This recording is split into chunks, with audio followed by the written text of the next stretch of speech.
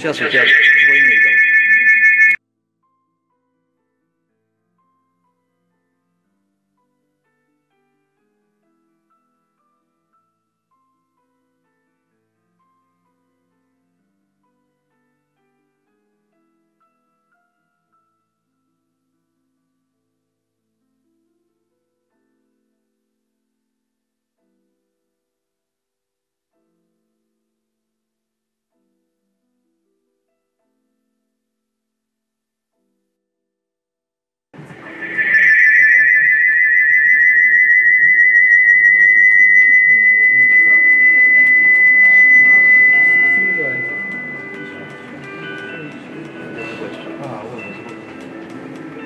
Вообще выключился. Чуть-чуть я оставлю.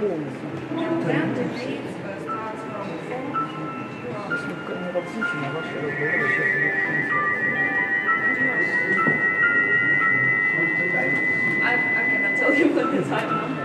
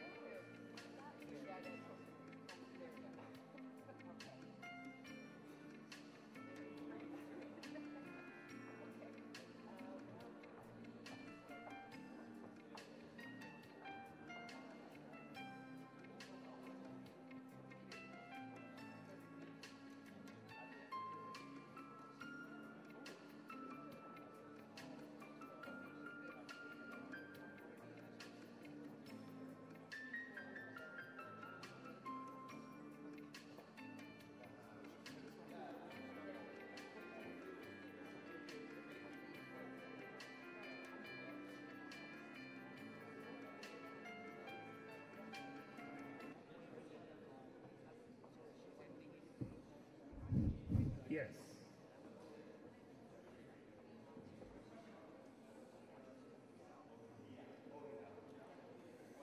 Ladies and gentlemen, would you please take your seats?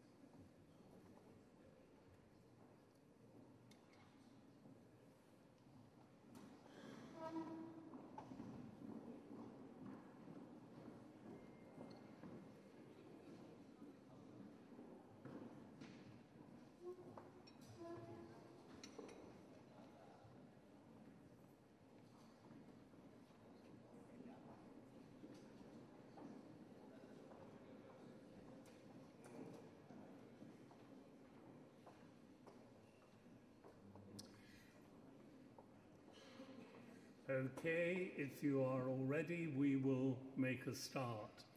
So, good morning, everybody. My name is John Netting, and I am Director General of Europe Business Assembly here in the UK.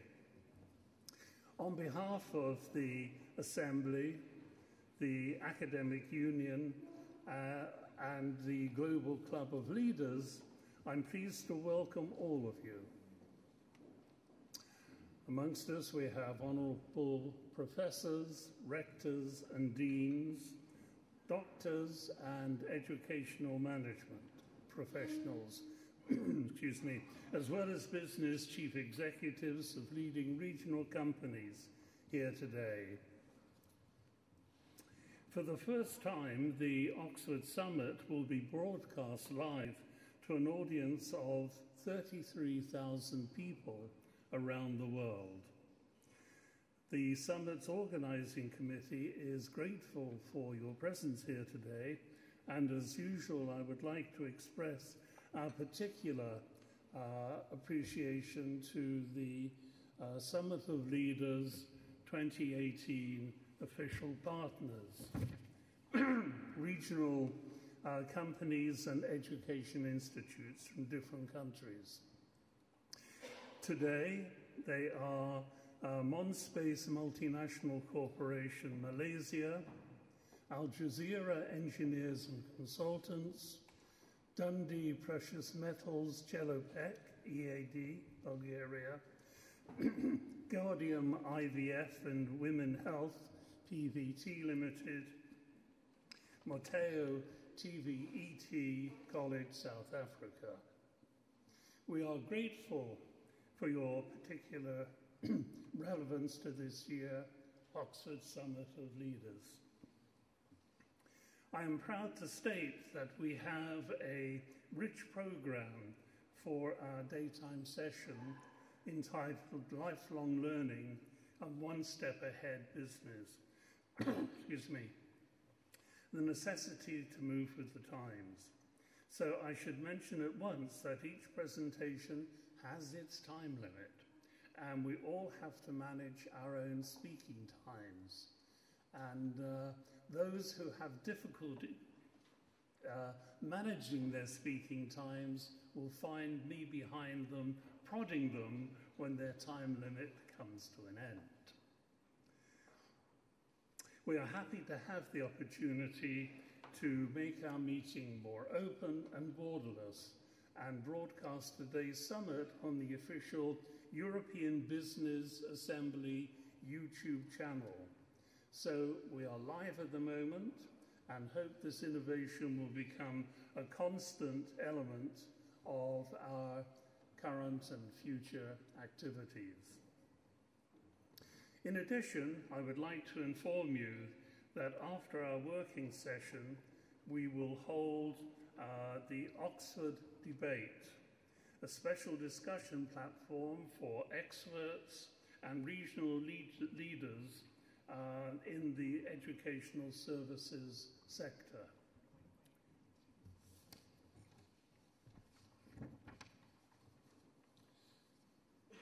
Something of particular note at this point, I'm sure that during that Oxford debate, there are going to be a number of extremely interesting papers presented. And I would ask those of you who are presenting to please make available a copy of your paper, certainly by the end of January, if that's possible, and we shall be including it in a special publication that will be lodged within the Bodleian Library here in Oxford, and of course within our own EBA library. So, as a start to our plenary session, I would like to introduce you to two keynote speakers of today. Global Club of Leaders President, founder of a prestigious group of senior executives called Business Alliance, under the auspices of Thames Valley of Chamber of Commerce, in the form of Mrs. Christina Briggs. And secondly, Mr. Sergei Gutnikov, expert in academia and grants applications here within the University of Oxford. Sergei is at the end of our table. So I'd like at this point to call upon Christina Briggs to welcome you in her particular way and to present her keynote address. Thank you very much indeed.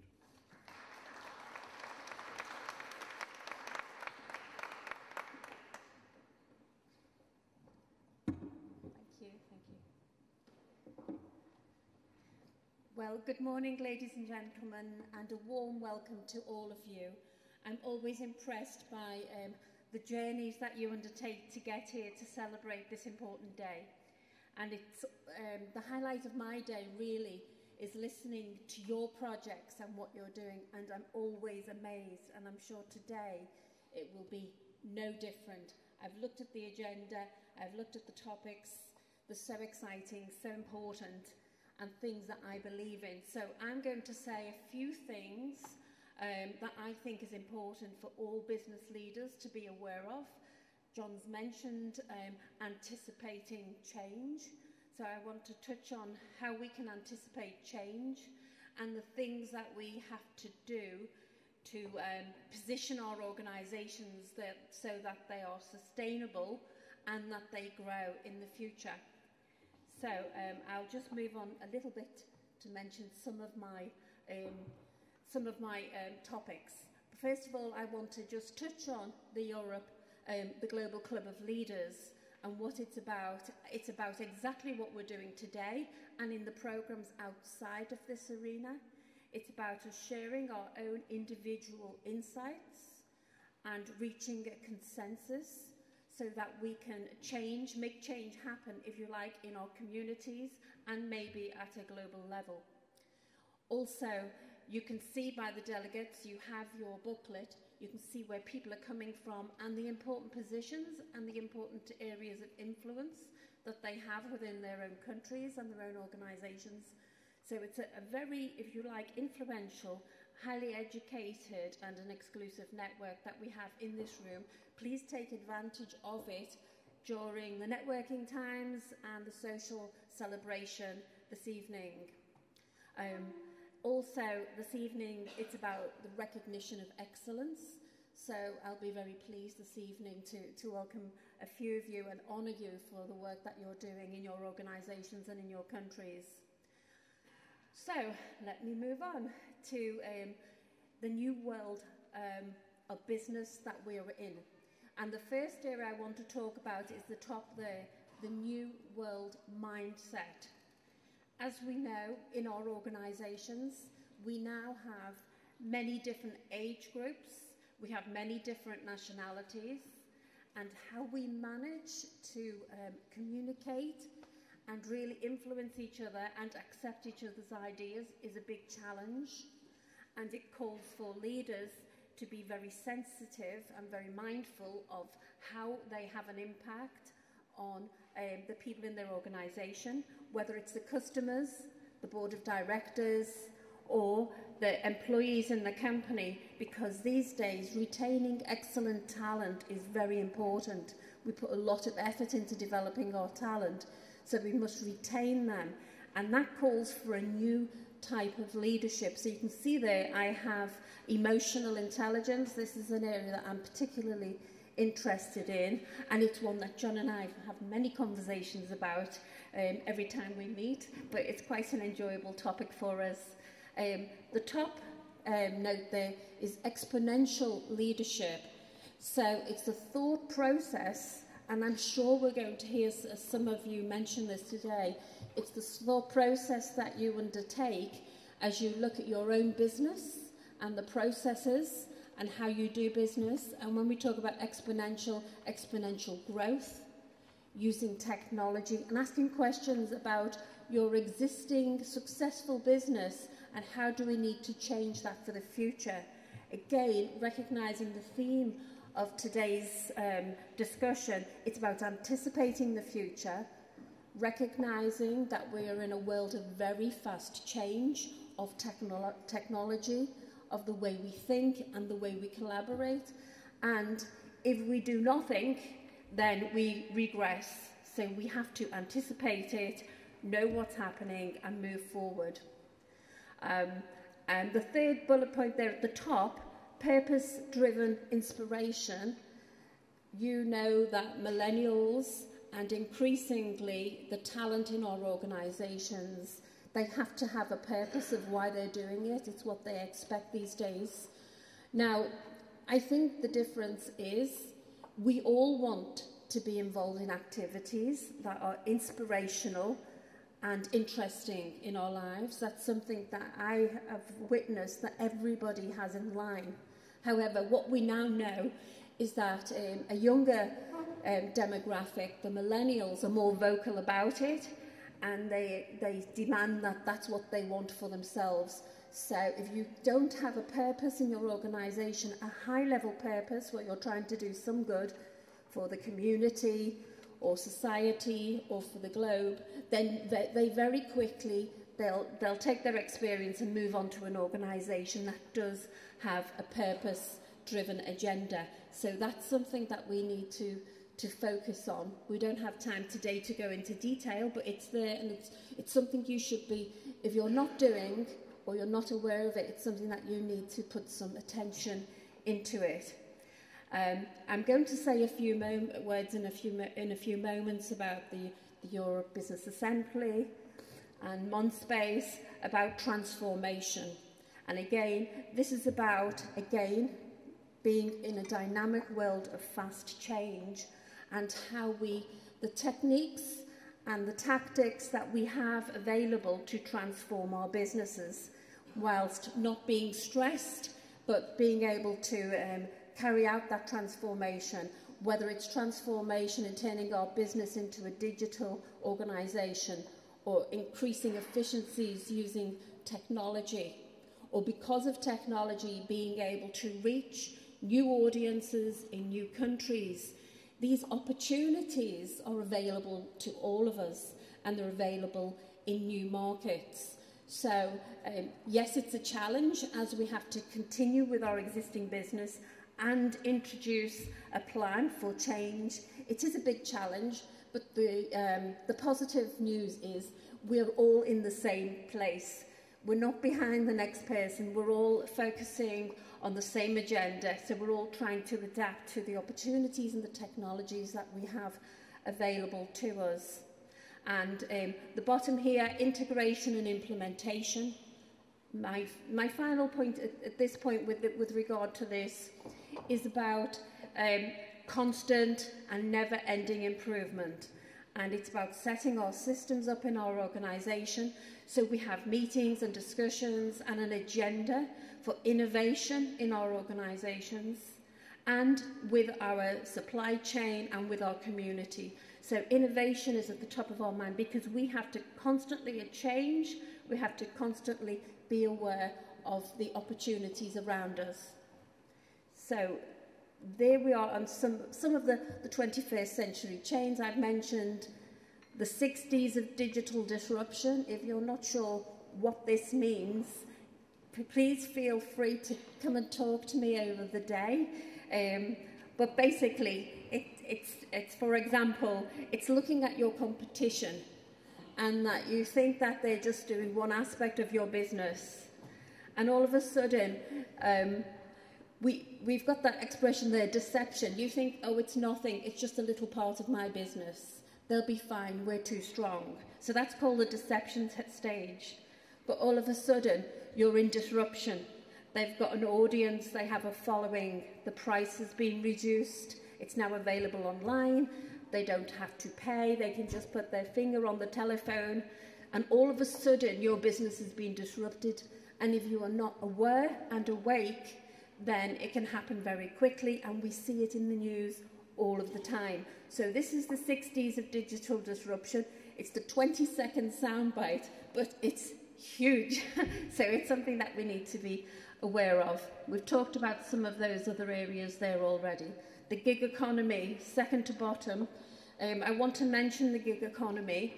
Of course, to go through change that I'm talking about, you need specializations in your organization that maybe you don't ordinarily have, maybe new technologies, new ways of working, new ways of communicating.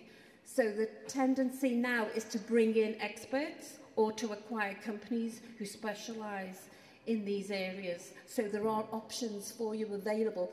Don't think we don't have the psychology in the organisation or we don't have the resources. You need to ask a better question. How do we get that intelligence working with our organisation? Do we want to buy? Do we want to hire? Do we develop our teams? There are choices to be made. And the final point there, the globalisation and the localisation. I've mentioned that we have opportunities in other markets because of the technological changes and the way we do business. But of course, what we've also learned is we can't take our model that works well in our market and simply place it in another market. We now know that we have to adapt for the needs of that market, communicate in a way that that market accepts it, and operate in a way that that market wants to operate. So we have to take our business and make it local. So we can become a globally operating organisation, but we do have to localise how we deliver and present our product. So I've spoken to my colleagues here at Europe Business Assembly. I have a programme that I'd like to share with you, and they've said that you're more than welcome to join me for a 24-hour experience within the grounds of Windsor Castle. I have 2 dates here, January the 11th and March the 15th. And we cover these 3 components: opportunities, where are the opportunities around the world? Mindset, we dive deep into the mindset needed for this environment. And transformation, the different options of transformation, maybe new markets, new technologies, case studies, who's doing what. So I think that's all for my presentation. If you're interested in any of this or want to speak to me throughout the day, I'm here, and I really do welcome you all to Oxford and the EBA today. Thank you. Thank you, John.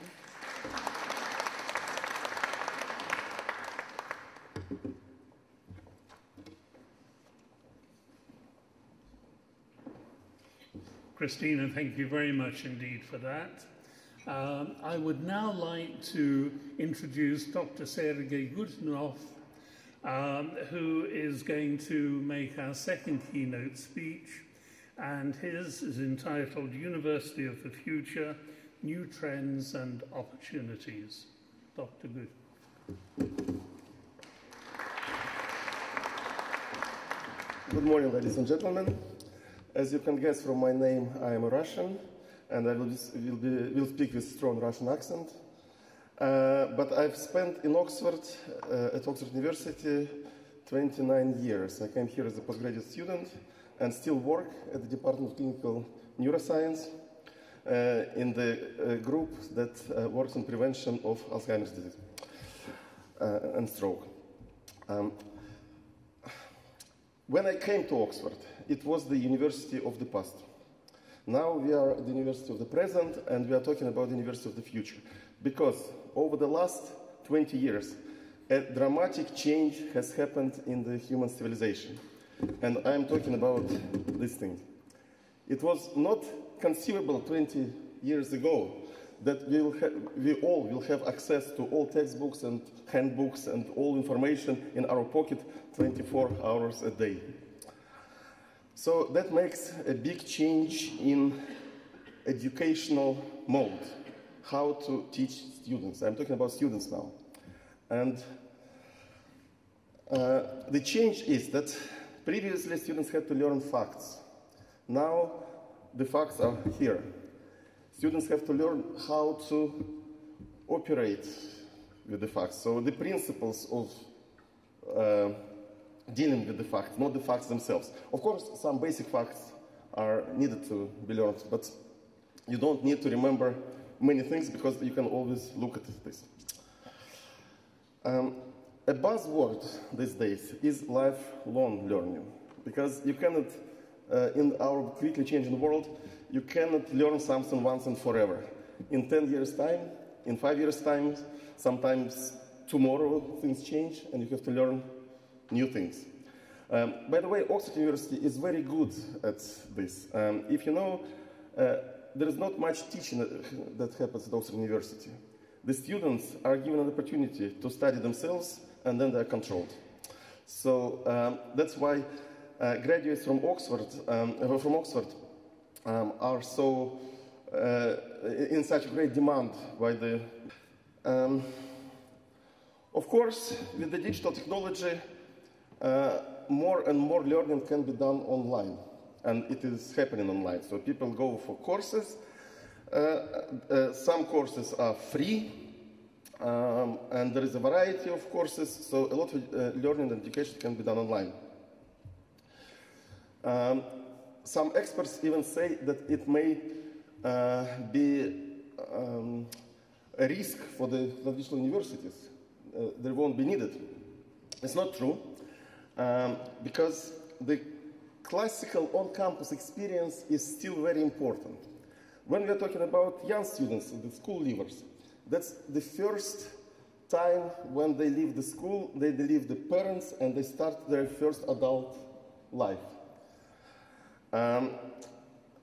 Secondly, I would say it is very important for these young people who came from different schools, from different places to a university, the actual architecture, the buildings, so to be in a magnificent place like this, makes this psychological effect that they moved into something important, into the palace of knowledge, if you like. It's a palace. It's important, that feeling. Another thing that still happens on campus and cannot be done online is laboratory work. Chemistry laboratories, physics laboratories. So all this experience is very important, practical experience, and students should get it on campus. Peer-to-peer teaching. When students are given a project to do in a group, they actually teach each other. Those who work in education know that very well. And what is the last but not least in this list is the old boys, and these days we have to say old boys and girls, networking. Friendship that starts at the university, from your own experience, you know it lasts for the rest of your life. And it's the most reliable friends are those with whom you went to school and to the university. There is a saying that you cannot get new old friends. The campus education has a drawback because it is costly. If you talk about America, which is probably the most expensive place to study, a one-year course can cost up to $60,000, sometimes more. It's like $250 a day. So it's a lot of money, and parents and students ask, is it worth it? Is it worth to pay such big money for being on the campus? And there is a way to reduce that cost, and it's called distributed learning. When students can go to some courses at the expense of university and some courses elsewhere, at a different university or at a different educational organization, online as well. And that makes the financial burden on the students and their parents smaller, but it also reduces revenues for the university. So where the university will get money from, I'll mention it a bit later. The university in this case serves as a certifying and examining body. So the student can study anywhere, but then he comes, or she comes to the university, passes the exam, and gets a certificate from that university if the level is acceptable. An interesting model is that inter-university credit transfer. So when courses at different universities are looked at as individual separate credits with particular number of points, and then somebody studying at one university can go to another university and use this point. And CATS is a credit accumulation transfer scheme. So that's why the CATS drawn there. I came across an interesting practice in one of the universities where students can take an online course for free, and then they attempt to pass an exam, and if they pass an exam with a grade they like and accept, then they pay in a real working environment. Then we need to teach them what the industry needs. There is an interesting example of Microsoft. So Microsoft, it releases new products all the time, and we all use them. And there is a need in teaching programmers to implement all these additions to new Microsoft products. So Microsoft creates a course itself, and then it gives it to educational bodies to implement as a course for teaching. Now a little bit, that's my last slide, about the funding. So where the universities can get funds if the amount of students' fees is reduced. The industry. So the industry can make a sort of order to the university. So big corporations, and in this example is Samsung, they pay millions of dollars saying that we want a course of a particular type, and we want students who will be coming out of the university with these qualifications, and we will take these people, of course the best of them, as our employees, and the rest can still, after this course, be employed somewhere else. So that's the last slide. Here is a summary of the topics I mentioned, and if you want a copy of the presentation, just give me your email and I'll send it by email, so you don't need to write it down. Thank you very much.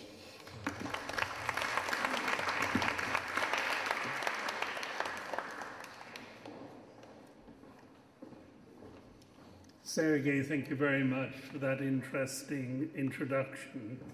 You know, your phone and my phone are different phones. Your phone is utopian. It's full of objectively derived facts.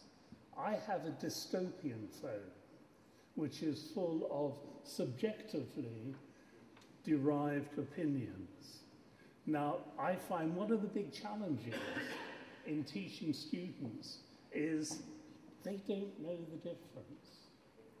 And that's where we need to focus, perhaps, more of our time in helping them to be far more objective than subjective. But thank you. And no doubt we should debate this further in the afternoon session. So thank you very much for that.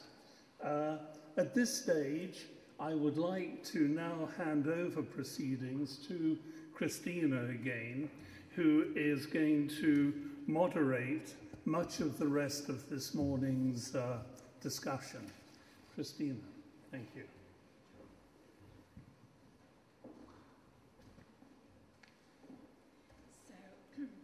Now I'd like to introduce you formally to this next section, and this section is entitled Favourable Businesses and Investment Attractive Territories.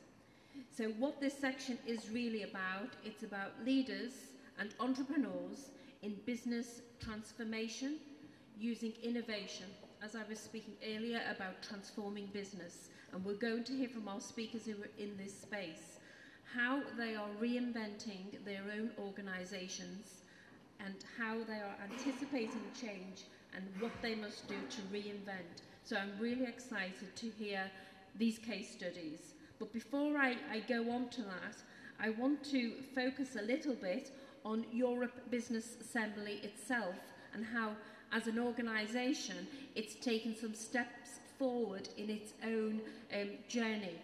So I'd like to talk about in 2017, they had a meeting in the United Nations, the Economic and Social Council, and they were granted special consultative status as an organisation.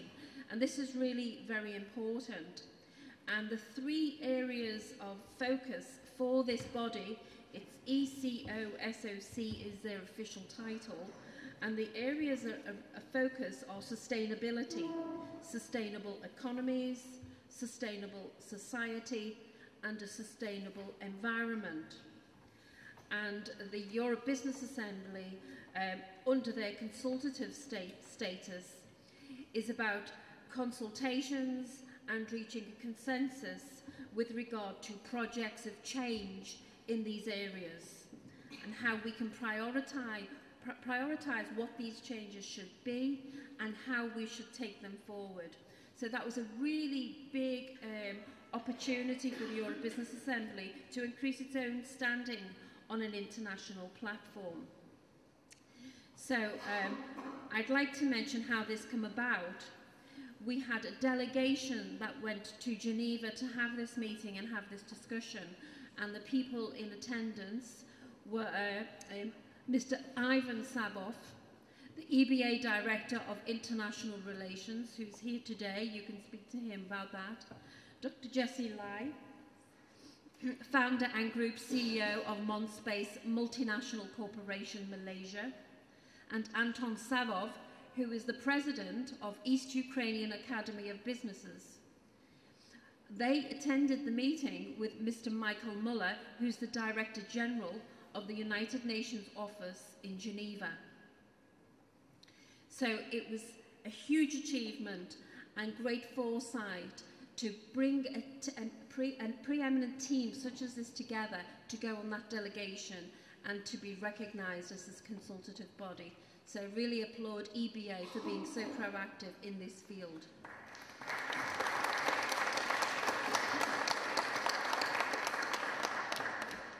So with regards to this, and now I'm pleased to be bringing into my agenda Dato Sri Dr. Jessie Lai, you're welcome, who's the official general partner of Oxford Summit of Leaders, and in 2018 has become the honourable member of the EBA group in Economic and Social Council under the United Nations. And at the same time this year, Dr. Lai has signed a memorandum of cooperation with the European Business Assembly as ambassador to Malaysia. So to give you a little bit of information of what this actually means, the Europe Business Assembly Business Ambassador Institution, it's been established to implement international collaboration and initiatives, as I mentioned earlier, which lead to national businesses, business people aiming at attracting investment into their countries, and also strengthening professional and influential links within the community to make the changes necessary within the market and on a global stage.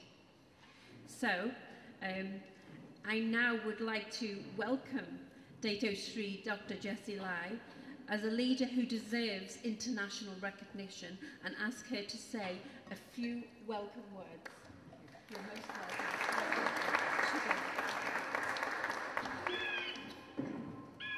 Ever since the beginning of mankind's civilization, we have begun to look upon the galaxy and imagine infinitely. This dream gave mankind courage to march towards an unknown journey ahead of us. In November 2014, she kick-started her journey in Malaysia and China and founded Mon Space Multinational Corporation. Ever since then, she strongly believed that this business model would be much different from any other businesses in the world. It would stand out from other businesses. It would be a breakthrough, an innovative business model. She believes that this business model is the first of its kind, creative, bold, and strategically driven for the global market.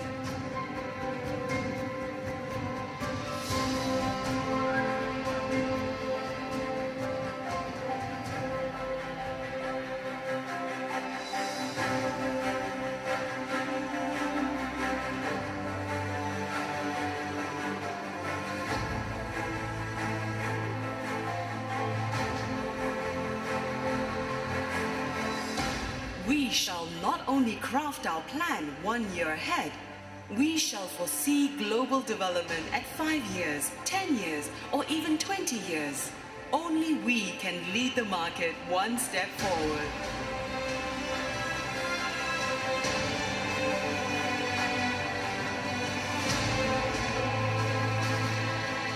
Over these years, Mon Space Multinational Corporation continues to grow stronger and larger in size. And this left her with a question. Once we have grown to this extent, being part of this world, what is your role and responsibility to these people on this planet who live in poverty?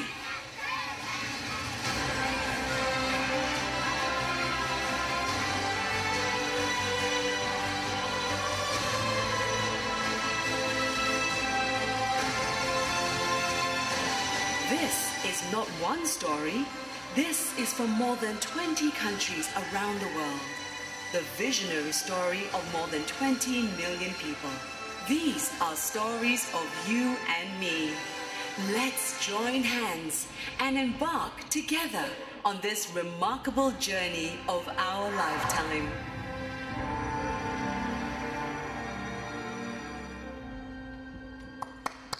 Okay, thank you. Good morning, ladies and gentlemen. How are you? And I'm from Malaysia, Jessie Lai. Selamat pagi, tuan-tuan dan puan-puan. So I love my country and welcome you all to my country as well. First of all, I hope you all can understand my English. I'm just a high school girl, and then this is my first time to do business presentation in other countries. All this while, I just do business through my phone. And my phone maybe is different as yours and Mr. Sege as well. My phone is full of messengers. Now, in my phone, in WeChat itself, is more than 80,000 messages from my phone daily.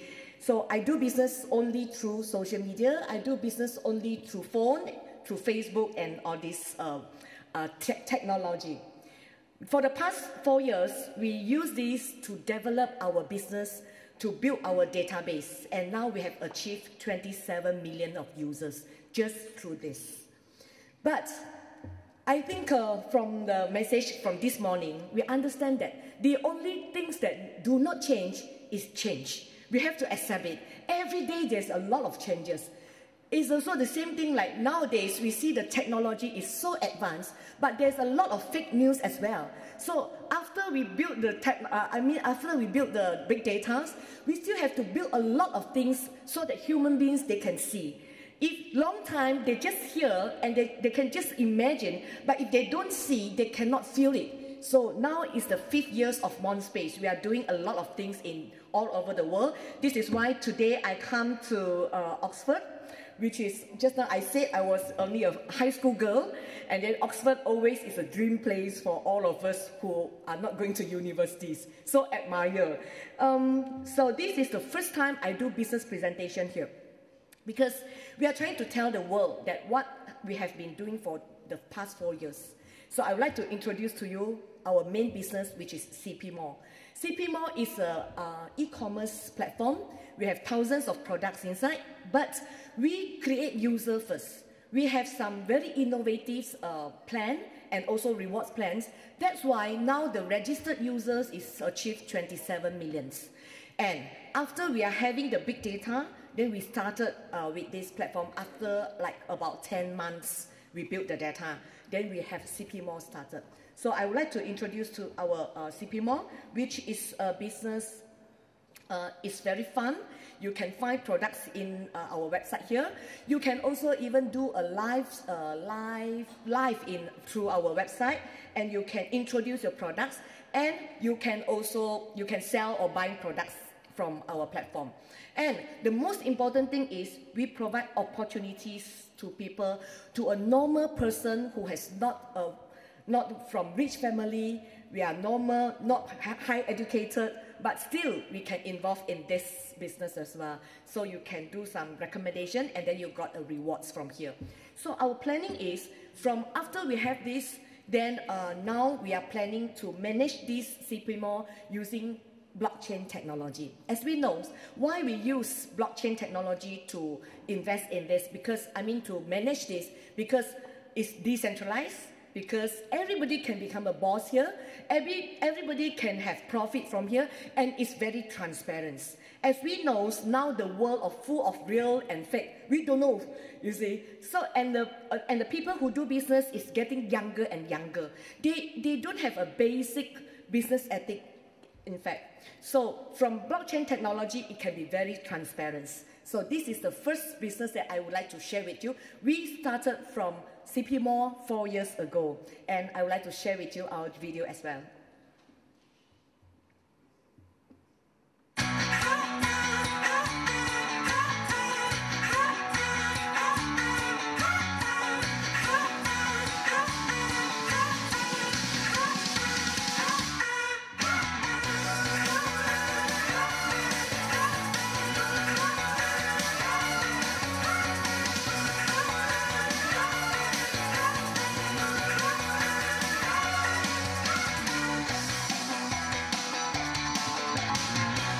Yeah, this is for our CP Mall. And now we have, from these 27 millions of users, they are from, the biggest market is from China.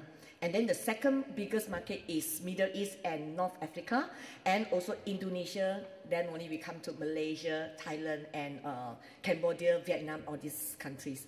So it's seamless. This is why I said for the past 4 years, I never do business presentation, but I only sharing everything through my phones. So today, I would like to share with you is our coming new business model, which is very very innovative, that as we know, now is a sharing economics world. So everybody have a different equal chances to do business. Everybody have a chance to become rich. And now we can see the opportunities is all over the world. So after we do our e-commerce for the past 2 years, we invested and we bought over one factory from China, and this factory already 20 years factory. Is we're doing massage chair and also home care. So let's see, this is our company introduction. We have all the patents, and also we have 62 treatment registered, and also we have 80 over corporate patents as well. So this is the factory that we have bought over from China, and we have a lot of awards and recognition for all we have done. And then our customers basically these are our customers. We do OEM for them. They are doing massage chair, and then we do massage chair for them. But this business model was 20 years until the last 2 years. And then for the last 2 years, we Mon Space bought over this factory, and then we started to develop a smart chair. So what is the smart massage chair? We developed this because we want to enter to a sharing economics industry. This is our CEO, who is fully in charge of this, of our factory, and these are all our products. We started from a traditional massage chair, traditional Chinese massage chair.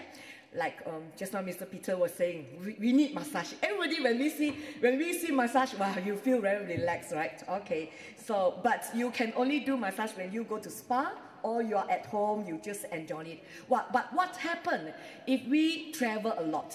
Like myself, 1 year, my travel trip is more than 50 times in a year. I travel all around the world. So mostly I spend my time in airport, you know, in hotel. So I will miss the massage and miss the massage chair. So I'm going to share with you what happened to us if we always travel. So this is a traditional Chinese massage. We also have health and fitness. Then we develop health and fitness equipment. We also have physiotherapy. And then we also develop beauty and skin cares. And these are environment health series. We know that air is very important. So these are all the products that we have developed in our factory. So the next business model that we are going to focus after, like we started this year, beginning of this year, which is 2018. Then we developed a smart massage chair. We put all these smart massage chair to airport. We upgrade all the public chairs. Public chairs means like the waiting boarding gate there, like hospital, like the railway station, which you can see a lot of public chairs. So we dismantle all the public chairs and we change to massage chair, smart massage chair.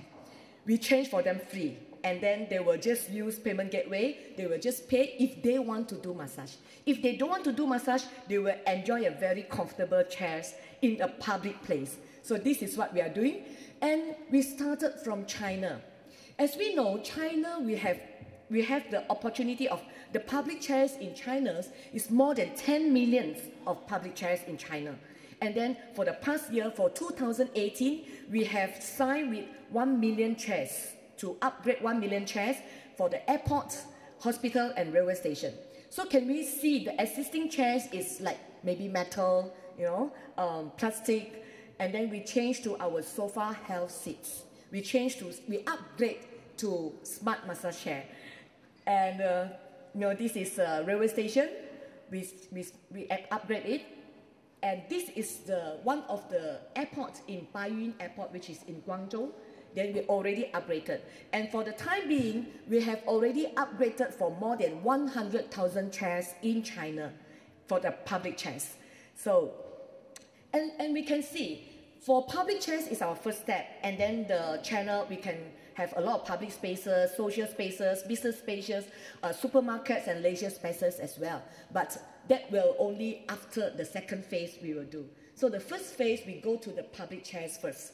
And we use the scanning payment through the payment gateway. So as long as your countries is already ready with these payment gateways, we can go and dismantle your public chairs from your airport, and then we will replace with the smart massage chairs. And then every day, there were people who are going to use the massage chair, and then you have the profit sharing. This is what we do the economic sharings with the countries and also with the publics. Anyone, they can also work with us. Anyone from public or from the government, they can work with us in the way like we put all the we upgrade all the smart massage chair, and then we have the profit sharing with them. So this is how we do. And as we know, because of the massage chair is very comfortable and presentable. You can feel like your country is upgrading. When people go to our airport, they will see, wow, the chairs is so nice, you know. So it's different. This is our advantage. And we are the first company who do this, upgrade the smart massage chair in China. So we are having with the ladder, okay, the size is like this. And then as we know, we need a very spacious also, right? So our massage chair is also in a very unique size with the ladder and then with 3D massage machine inside. All these are our patent. And also now, for the time being, we're already in railway station, more than 18 railway stations, 15 airports, and over 100 plus in hospitals. So we have already more than 100,000 in for all these public chairs.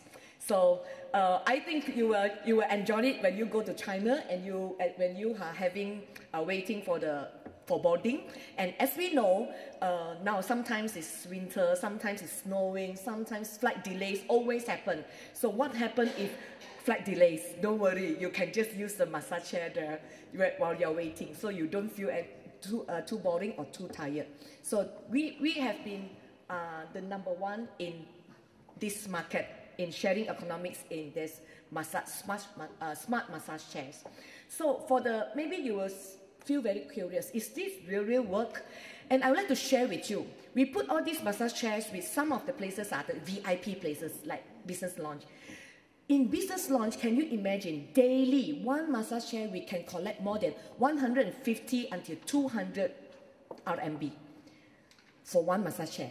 So if equally for the time being, for the past few months, we are collecting all the chairs, equally one chair is collecting more than 15 till 20 RMB. So you can imagine for 1 million of massage chairs, one chair is only 10 RMB. One day, they are collecting more than 10 million per day. So this is very, very potential, and everybody share the economies.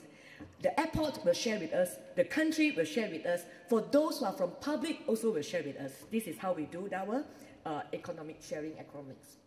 So there are a few places that I would like to share with you. This is from Baiyun Airport, Guangzhou. This is from Huanghua. It's also already have the massage chair there. And this is from Kunming.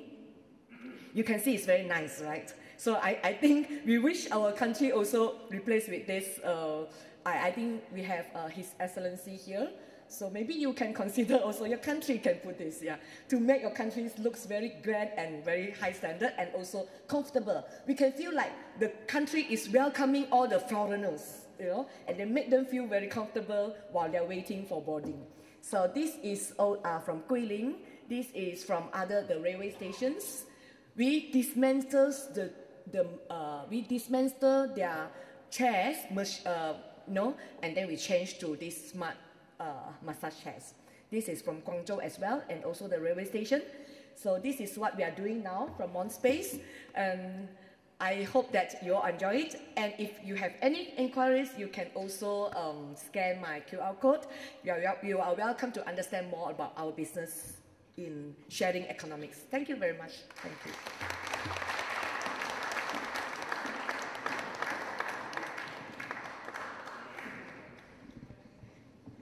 Well, wasn't that an inspirational start to the day? I told you, the most exciting part of the day is what's out here and the stories and the case studies. I'm so inspired how to take the simple chair and make such a huge enterprise. And also to build your business using your telephone and social media. 27 million, did you say? Amazing numbers. Fabulous. And a wonderful lady too. I like to see female empowerment. Sorry, guys. So let's move on. So our next presentation is from Mr. Khalil Abdul Karim Al-Frag, Director General of Al-Jazeera Engineers and Consultants from Saudi Arabia. Please, can we have your presentation? Welcome.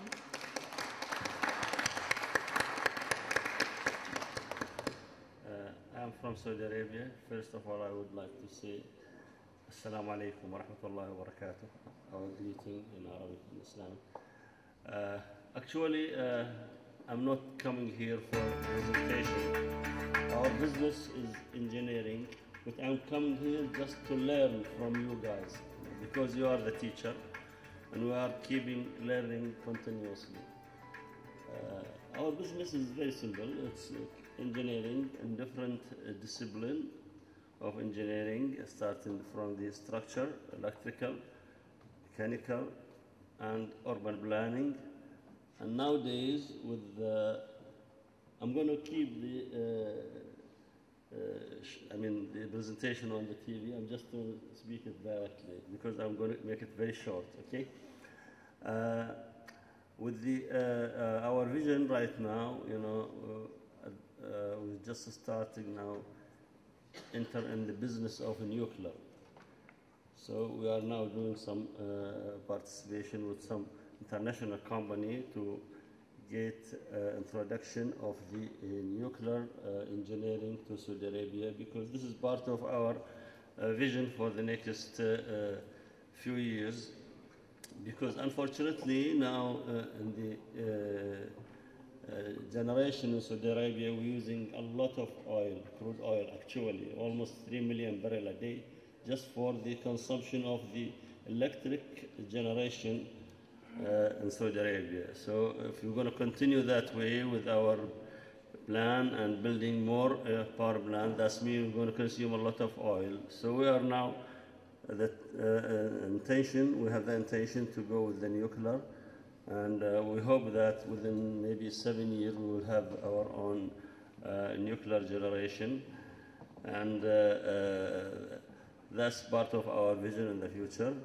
At the same time, we are continue learning in our traditional engineering from different point of view, and we attend a lot of meetings and conferences, and also we learn from the people like this conference, like the people we are hearing from you. Actually, they are professor and they are school. We learn from them. Thank you very much, and that's all. Thank you.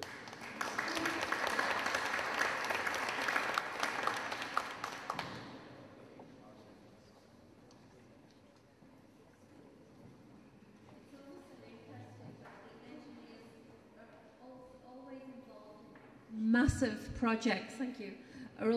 Engineers are always involved in massive projects, huge numbers, so technical, yet they're always so humble. Have you noticed that? They always play down, which is so nice, but you're deserving of so much more recognition.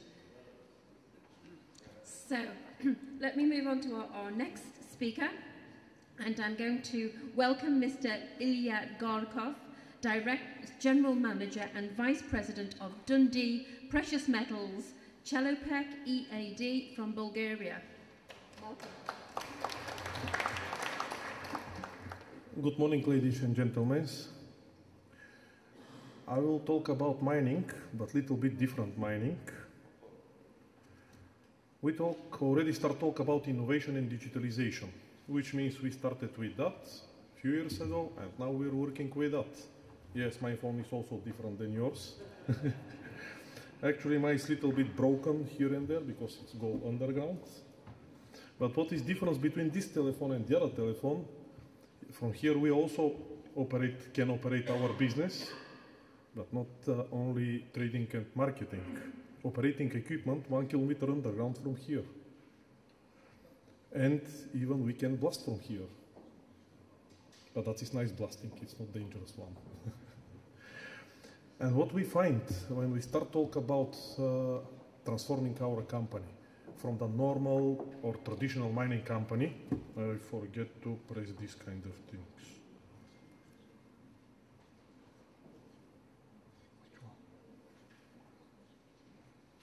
Digitalization, but it still needs.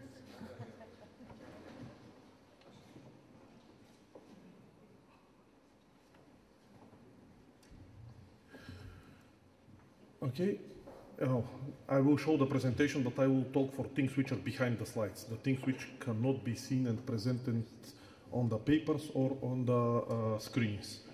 That is about humans and about feelings. When we start transform our company, actually what we find, the innovation is not technology. The innovation is not the ideas. The innovation is different way to work with people and different way to build relationships or to build new kind of relationships. That's what is the innovation for us. I will present very shortly, very briefly, two of our projects there in Bulgaria, Chelopech and Krumovgrad. One of them is underground, the other is the open pit. The underground, yes, when you press the button in the internet and when we type the mining, there are coming, heavy equipped guys who are working very hard in dangerous conditions. Actually, with millenniums, these things doesn't work. We need to make environment when they will enjoy, when they will play, when they work. How that can happen? With totally different equipment, but also totally different approach. And give them opportunity to enjoy their life 1 kilometer underground. Through Wi-Fi, we build it underground Wi-Fi system, which is 100% reliable. That's why we are able to do whatever. Online, with no any delays. When we say no any delays, that is between 1 to 3 seconds, actually is the delay. And end of the presentation, I will show you something which is broadcasted, not now, but a few months ago, during our mining celebration day. One concert from underground on live. You will see the quality, you will see everything.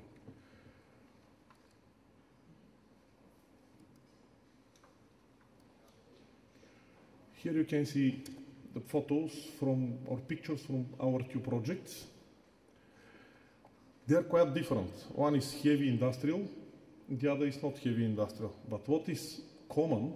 The common is people. People are living in both areas for more than 4,000 or 5,000 years. And the first mining works in both areas been from 3,000, 3,500 years ago. Old country with a lot of history.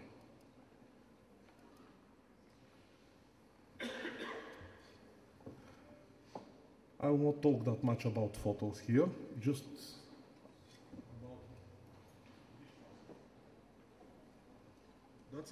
that is the equipment, the bottom right photo, what can be operated from the phones. What we find at that time, actually people start feel meaningless and useless. And they said, no, we will operate this equipment, but we like to be part of the game. We don't want to be left over. And that's a lot of hard learnings being done at that time. The interesting is, at the moment when we give opportunity to people to feel they are needed, that is the time when we earn their engagement, that is the time when we earn their trust, and that is the time when we've been able to do whatever we want as innovation, as implementation of the new things. You know, people, when we start talk about robotization, about digitalization, people feel scared. Because what they see, what they hear, we will lose our jobs. Actually, it's not quite right. Their jobs is changing, their life is changing, but they will not lose the opportunity to be part of the game.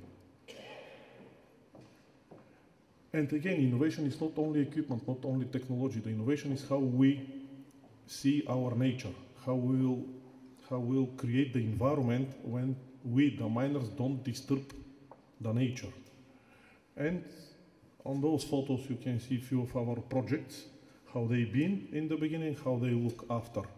And I will say that's are the things which nobody else was able to deal with. The caving areas, that is the big holes underground. When we said we will rehabilitate that, actually we faced with interesting issues. There is no law, there is no project, there is no company in the world which agreed to come to work with us on that. And that is the time when we develop our own skills. Say, okay, if it doesn't exist, we'll develop it. And again, that was addressed. Different, we're operating in different countries, different cultures. The most important thing is to engage these people. They to see there is something for them, or help them. They to build businesses which are totally dependent from mining. When mining is disappeared, they to have a sustainable life. That is the other project. What is the interesting for this project? That is the first project in EU, which is in Natura 2000 protected area. How biology or environment work with digital. The special things, there was the turtles. That's are two type of protected turtles, which are not existing in the rest of the Europe, and we have to look after them. But how we can look after turtles when we have mining? Okay, the area was surrounded with protection wall. Actually, that's fence, that's high. And each one of the turtles, we put it to GPS, around 900 something turtles. And now the Bulgarian Science Academy, now they are monitoring and they learn a lot about the life of these turtles because they see how they move. And you know, if they come too close, somebody go and just help them to remove. Already for more than 7 years, we don't have any one injured turtle.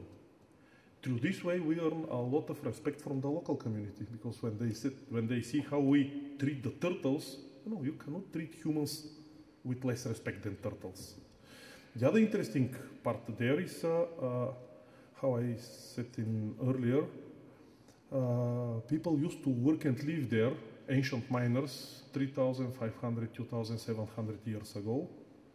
That was the biggest archaeological project in the country for almost 4 years, where around 18 tons artifacts being digged. Everything was digged from the top. And that was already some of the artifacts which been found there were presented in Austria, in Sofia, and in Budapest, like exhibitions. The oldest golden miners who are living in the world. And that is the current pictures.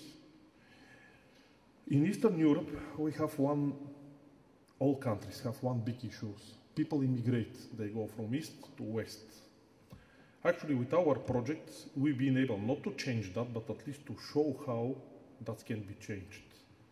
And in Kurmangrat, in our other project, 1/3 of employees came back from Western Europe, from Switzerland, Germany, Spain, Netherlands, Belgium, UK. They came back to Bulgaria. And for us, that was not our goal, but that was the achieved. Here you can see some of these artifacts. And that is proven. Adatepe was the oldest golden mine in Europe. That was proved by German, Austrian, and Bulgarian archaeologists. That is my team of very hard miners. Probably that's what makes us different.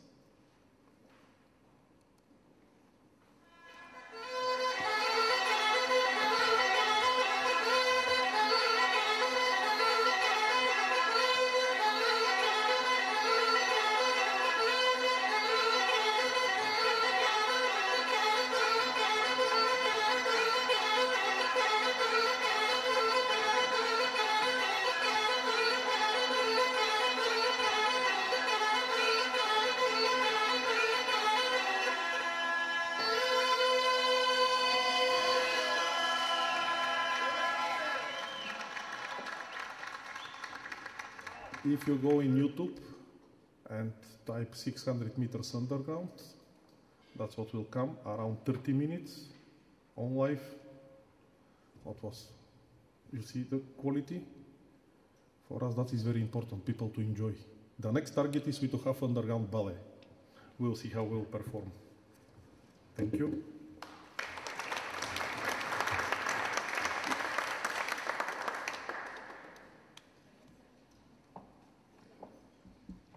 Hello. Yeah. Thank you so much for that presentation. Some of the things that I just wanted to highlight is there was an expression in your presentation, cooperating for change. I like that expression. And also, I think from this presentation, it's a classic example of a new world mindset, because he's taken his organization and he's thinking about the millennials, the environment, making it fun, digitization. He's already ahead of the game. So I really applaud the leadership that's taking place in your company. Thank you. And the importance of engagement with the local people and making sure that what you do is of interest to them too. So you have a purpose, an agenda, and you're actually visible and people can see it, that's your brand and identity. So thank you for your presentation. So now let's move on to our next speaker. So here we have Dr. Manika Kona, founder, CEO and chairperson of Gaudium IVF and Women's Health, from India. Welcome. Thank you. Good morning, ladies and gentlemen. It is indeed a pleasure to be here, and I bring greetings from India, so namaskar. I'm a gynecologist and an IVF expert, and as we all know that even the WHO has recognized that infertility is now the third largest disease burden. So we know we are all talking about a huge amount of numbers across the globe. And with this vision, I started the first IVF or Test Tube Baby Center in 2009, leaving my busy obstetric practice. Along the journey, we have been awarded a lot, even by the then President of India, Srimati Pratibha Patil.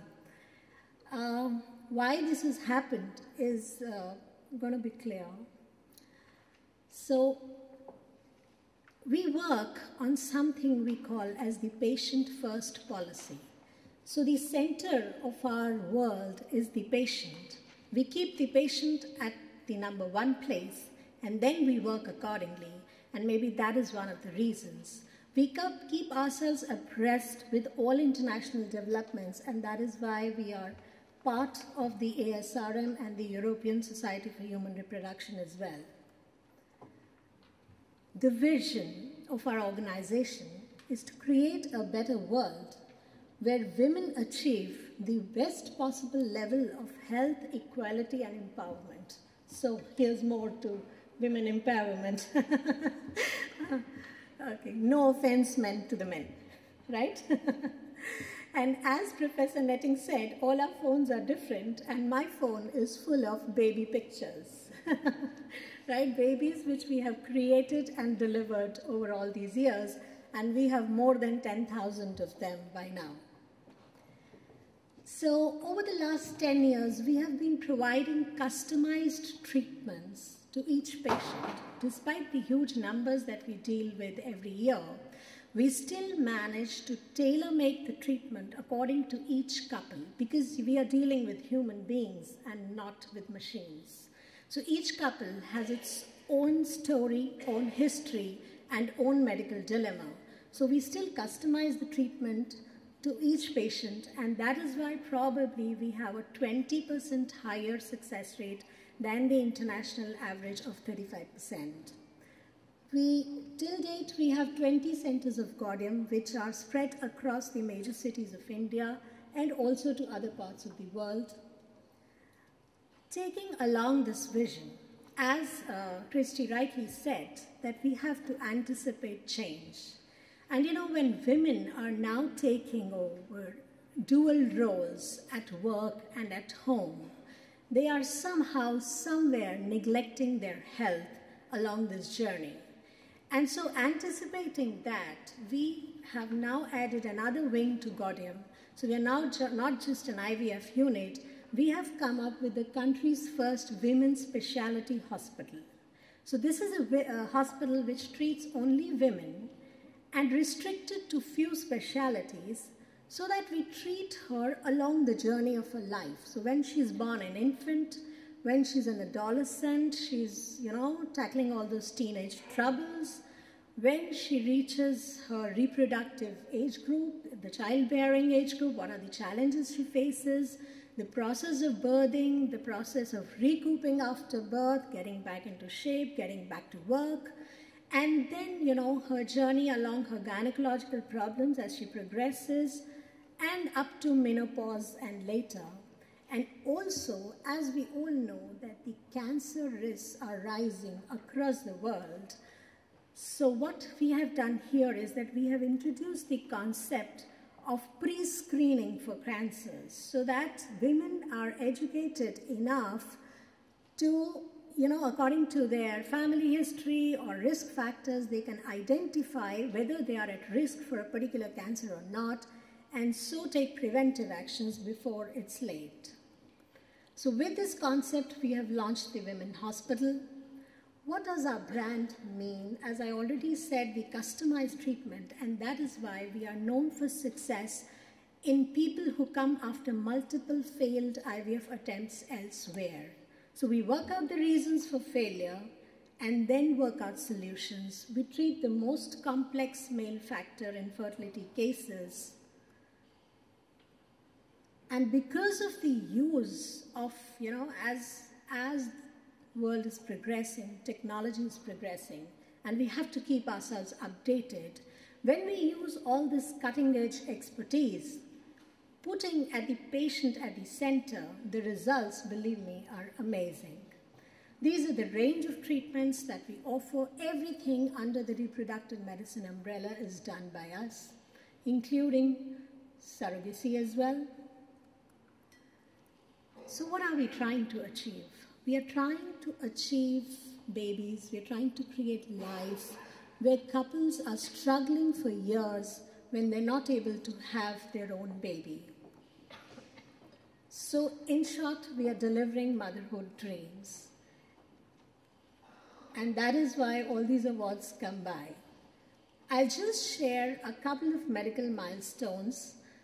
We had a 51-year-old female with 4 failed cycles. We made her pregnant with her own eggs to deliver healthy twin babies. This is yet unparalleled in the world at the age of 51. A 55-year-old patient with 15 failed cycles across the world, various centers. And we did the 16th cycle and she delivered a beautiful baby.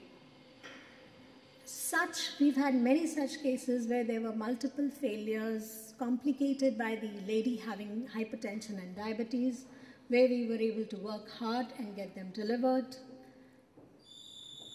We keep innovating, experimenting, and then using the best results to be applied to our patients. We have more than 5,000 TISA babies where the sperm counts was literally 0, and still they could be biological fathers of their babies.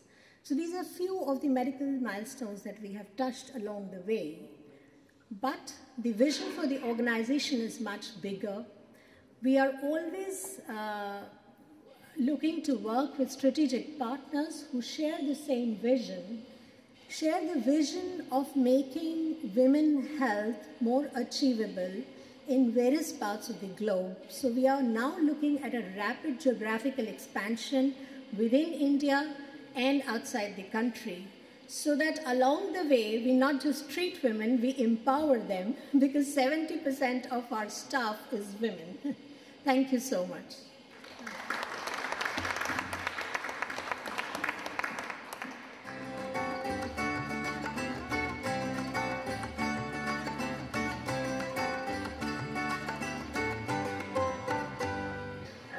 Coming to Gaudium, I went to many IVF centers, and this was my first IVF done by Dr. Manika, and it got successful, and I'm very happy. My family is very happy. He embraced me, gave me hope where there was hopeless. He said, your problem is ended. She made my faith alive, my hope alive, and told me, you still have your own children. The other person, Helen, twins. I now asked them, how can I reach that Gaudium in India? Odera processed my paper and I came to this place.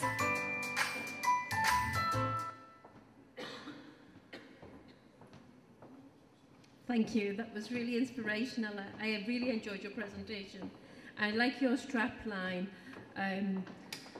And also the fact that you are patient first, I think that's very important. It changes the culture and everything that you do in a business when you have such a statement such as that.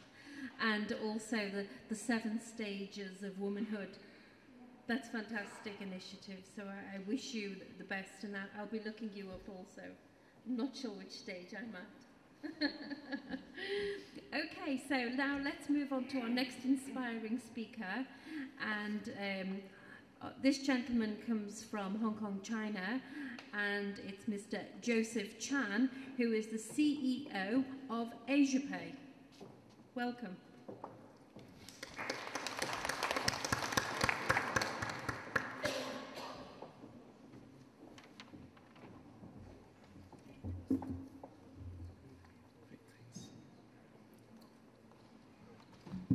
Good morning, ladies and gentlemen. It's our great privilege to join this great event today. Let me take a chance to share you my journey in the FinTech digital payment space after being a banker for 10 years. So along the continual digital evolutions of payments, it has been fueled by three drivers: the continual globalizations, digitalizations, and personalizations. So where are we now in Asia on digital payments? Before that, I would like to step back to introduce about the company. After serving in the banks for 10 years, I come to think of one day that can I do better to the community than serving in a bank? Because day back year 2000 at the dot-com time, I got a dream to pursue.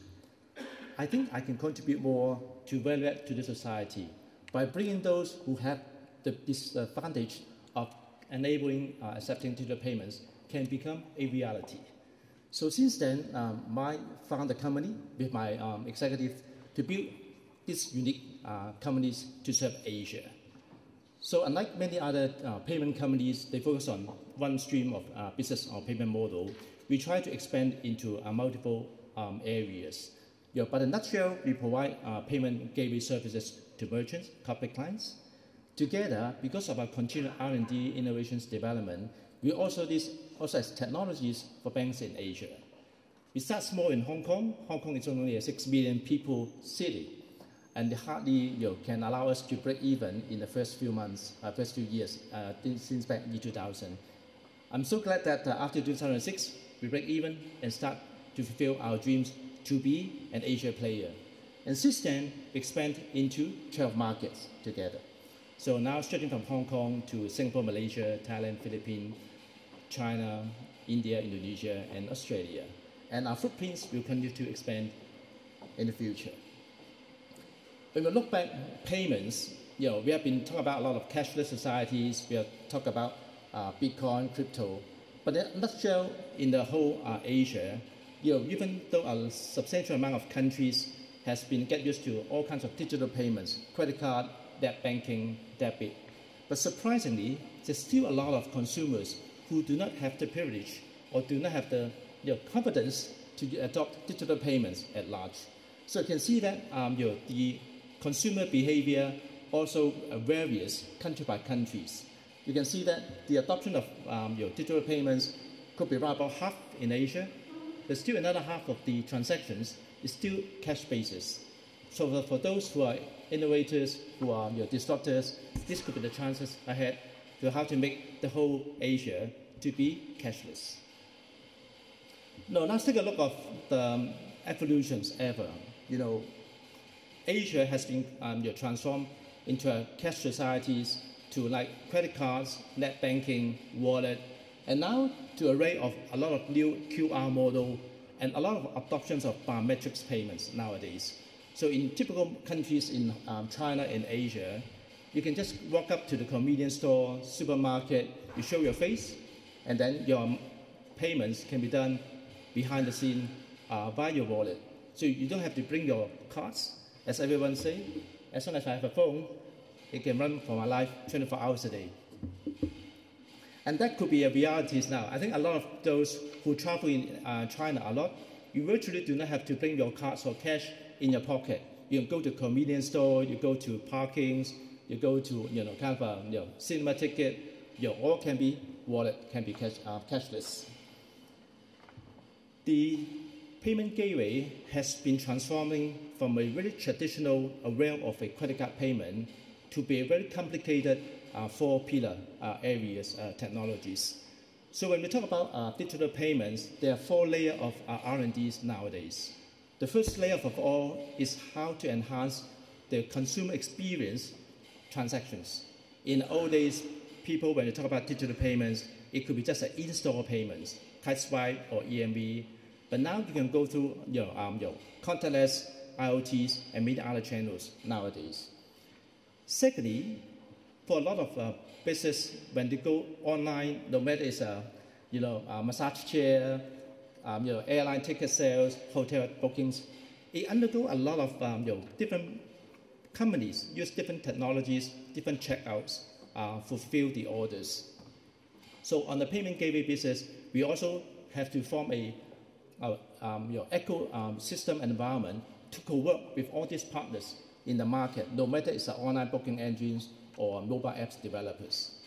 The third layer would be when a transaction after checking out in a mobile device lands to the payment gateway, the payment gateway now have to undergo a holistic processes from tokenizations, better authentications to minimize fraud, minimize other data security risk, and all the way and do like data mining, big data analysis, to holistic other value features that consumers may need today. From a traditional credit card payments or online wallet payment, people are looking for better values than digital payments, like how can I make use of installment payments for my purchase? How can I use my bonus point of my credit card when I redeem my hotels? So all these can become realities today. And the last of all, imagine you are a business in Asia. You may have preferred bankers to work with you. You're one of the merchants will be working for Citibank, and I work with Bank of China, DBS, Maybank, whatever. If I'm a project manager of a hotel group in Asia, I have to deploy 10 countries, it could be a nightmare. Because chances are you have to connect everyone by one. That's the heart of the start of the nightmare. The second is you have to maintain different interfaces. From the way you reconcile payments to do refunds, your fraud preventions. So that's how we come to see the needs, the values of what about if somebody played a role to be a platform, to provide a one-stop integrated processing, and from providing a payment gateway business model only to be a full-function omni-channel payment platform for merchants. So how we have ever built in the 16 years of history, we built such ecosystems, mixing of all the partners we have worked with in the market, from credit card acquirers, issuers, to the array of like net banking players, wallet, QR, and all other. The latest one would be those seamless real-time debit transfers, bank-to-bank transfers nowadays. When we come to digital business today, not only that you need a merchant account to process payment. It can happen day back year 1999 when eBay, PayPal started business. But more the digital economy or digital merchants today need a full fetch of tools and technologies to help them to enhance the competitive advantage, to offer much better payment experience to the consumers. So these slides give you some of the modules that merchants may look for, from tokenizations to installment to QR and all this. This innovation journey never ends. We have not come across any sexy words as yet, though. We still have continued to R&D a lot of good efforts to a lot of new areas. People talk about open API from banks, the latest 3D secure authentications with more intelligent authentications. We did talk about tokenization. We also see the come of age of smart POS. That why on the cashier I have 6 or 7 terminals instead of just single one, they can do it all for me. And the last of all, biometrics, AI, blockchain is all come along the way in the coming futures. So thank you so much for all the hard work of the team.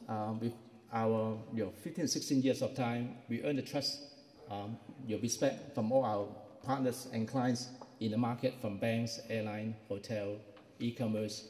We look forward that our team will continue our great effort to provide better quality service to our clients. So there's so many players in the market. How do we differentiate? I think the topmost of all is that we are based in Asia. We are made in Asia. We aim to serve Asia. Does it mean that we only serve business in Asia? Not at all. We want to go beyond. So whenever business in the world who want to sell to Asia to get to the reach of the merchants on the consumers in Asia, so we are the one that could be the one that provide the quality service behind you. So no matter how fast, how much changes, how disruptive of payment will come in the years to come along the technical, logical evolutions of like 5Gs, smartphones, all this will change over time. But at the nutshell, what the consumer will expect, what are the core values the consumers will look to for payments? In the old days, we have cash. now we have a mobile phone. But the core values doesn't change. The consumer wants things that is simple, convenient, secure, and trust. Thank you so much.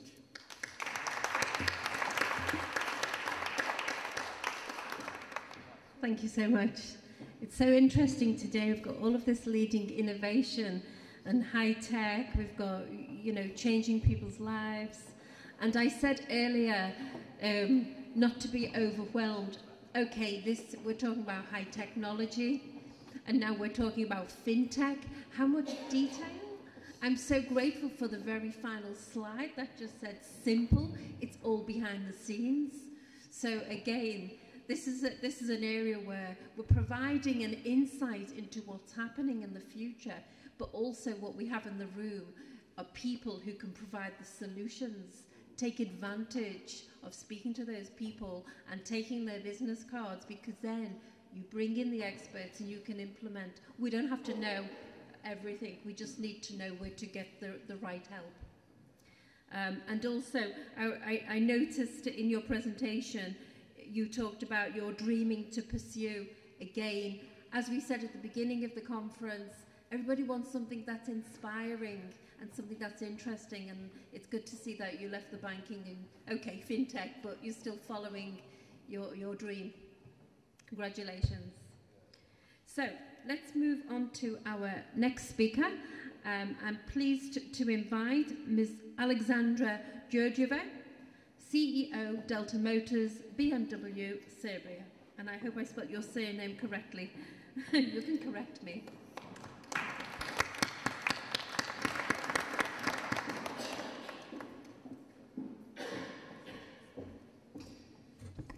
Ladies and gentlemen, I'm truly honored to be here with you today and to share with you our story of success from Serbia.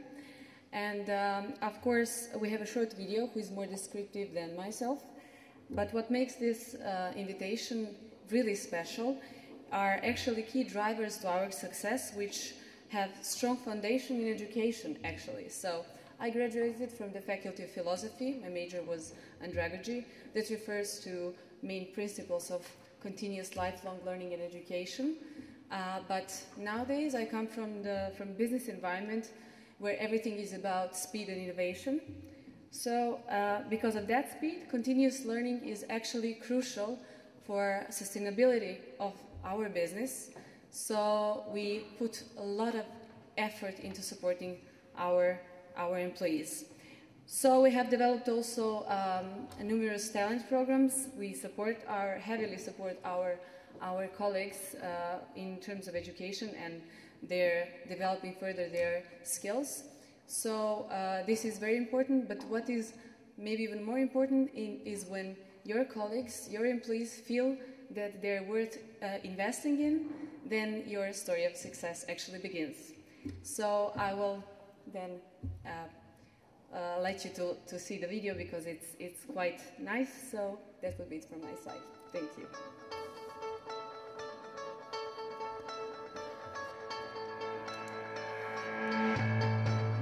Welcome to Serbia, a country located at the intersection of Central and Southeast Europe. Serbia has 7 million inhabitants, and Belgrade is the capital city. One of the most prominent companies in the automotive industry is the company Delta Motors, the exclusive representative for BMW and Mini vehicles in Serbia and Montenegro, and in some programs it operates in Macedonia as well. Alexandra Đurđević has been in automotive business for 10 years now, and she is the only woman in Serbia in a leading position of an automotive company, being the general director of Delta Motors. Her team is always fully supported and encouraged in trying new ways of vehicles presentation and sales, and therefore achieves enviable results. BMW Group has recognized the devotion of Delta Motors team for 2 years in a row and awarded it the most prestigious award for the overall business achievement, the President's Award. There is a number of other qualities that set us apart, making Delta Motors company unique on the market. BMW and Mini showrooms were built in accordance with the latest BMW standards. Delta Motors has introduced a special program developed by BMW as Future Retail, which represents the latest concept of BMW sales outlets. This concept includes complex sales services and complete digitization in vehicle configuration. In addition, clients can rely on the BMW Genius, a well-informed tech-savvy expert that allows them to experience full individual customer treatment. Serbia is the fourth country in the world where BMW offers unique experience through the virtual reality concept, which provides a better visualization and interactive presentation of a desired vehicle even before the production process is completed and the vehicle exits the factory. In 2017, Delta Motors was the first in Serbia to introduce electric vehicles at the International Car Show in Belgrade. When it comes to generating innovative ideas, Delta Motors is the only mini showroom in the world that has devised the concept of mini gym. With the help of a professional trainer, clients can exercise while their cars are being serviced. For the fans of two-wheelers, we have equipped the BMW Motorrad Salon so that the relaxed atmosphere and warmth of the ambience make you feel as if you were in your own living room. Delta Motors also developed a new concept in this part of Europe, BMW Service 6 Plus. It is a value service concept that allows customers with older BMW vehicles to maintain their cars in an authorized service center where the latest technologies are applied. Just in past year, we have organized over 70 events, and we even took our clients to Mars just to present them our new model. We are always on the move, and our greatest strength lies in energetic and creative people. We devote a lot of effort into training and continuous education for them. In addition, for the 5th year in a row, we have successfully implemented the program Young Leaders, which focuses on the development of business skills and further education for the young as soon as they finish their studies.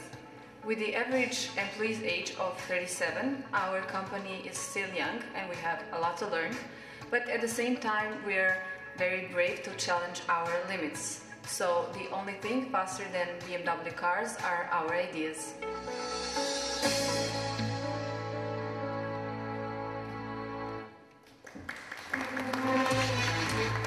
Thank you very much. Thank you.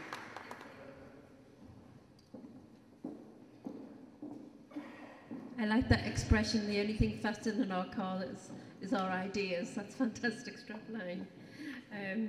Also, I noticed in our presentation that you're focusing on the people, your stakeholders, where you want the team to feel that they are valued, and you actually recognise continuous learning as essential for sustainability of your business.